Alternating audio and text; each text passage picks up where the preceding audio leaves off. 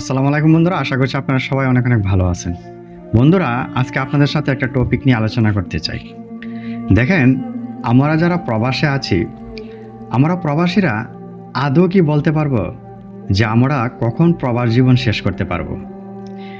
আমরা যারা প্রবাসে আছি, আমরা বুকে হাত দিয়ে কেউ বলতে পারবো না আমাদের এই প্রবাস যাত্রাটা কখন শেষ হবে। দেখেন, এই যে দিনের পর দিন, মাসের পর মাস, বছরকে বছর একটা প্রবাসী এখানে প্রবাসের মাটিতে কাজ করে যায় বা সে নিজে পরিশ্রম করে বাংলাদেশে তার ফ্যামিলিকে ভালো রাখার জন্য টাকা পয়সা পাঠায়।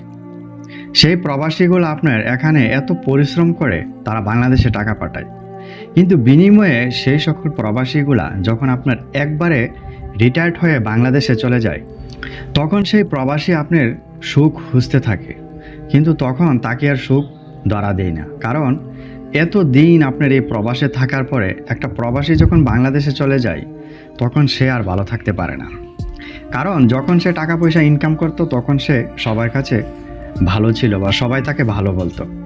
আর আজ যখন সেই প্রবাসী ব্যক্তি আপনার ইনকাম ছেড়ে দিয়ে প্রবাস জীবন শেষ করে আপনার বাংলাদেশে চলে গেল, তখন সেই প্রবাসী ব্যক্তিকে আমরা হেল্প করি না বা সেই প্রবাসী ব্যক্তিকে আমরা ঠিকঠাকভাবে তার দেখাশোনা করি না।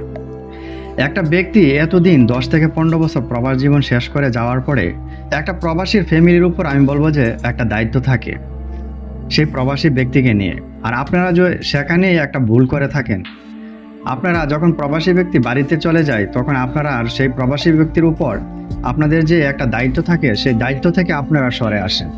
আর তখনই সেই প্রবাসী ব্যক্তির সবচেয়ে বেশি কষ্ট লাগে। যতটুকু না সে 10 থেকে 15 বছর আপনার সৌদি আরবে প্রবাস জীবনে কাজ কাম করে বা রোদে পুড়ে আপনার পরিশ্রম করে টাকা পয়সা পাঠানোর পরেও তার যতটুকু না কষ্ট লেগেছিল, তার চাইতেও বেশি আপনার কষ্ট লাগে যখন সে বাংলাদেশে একবারে চলে যায়, আর যখন সেই প্রবাসী ব্যক্তিকে নিয়ে আপনারা সবাই অবহেলা করেন।